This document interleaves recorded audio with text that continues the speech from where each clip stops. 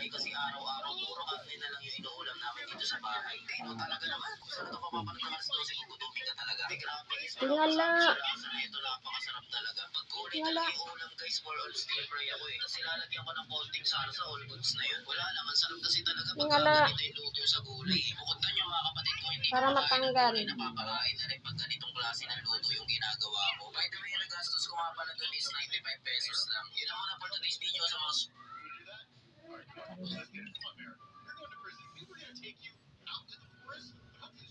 Umalis ka nga dyan.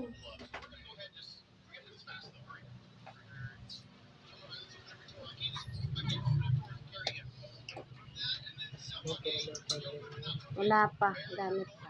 Kasi yung kulay black mo. Gamit pa. Pero mo na yun. Gagamit. Nagkano ka? Umalis ka muna dyan.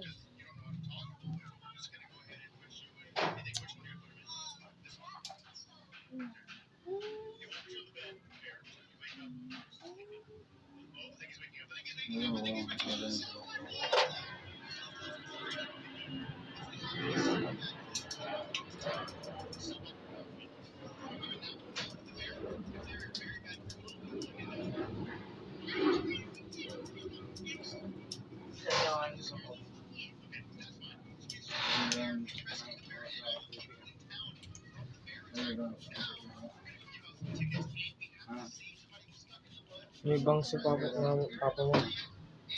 No, may bang.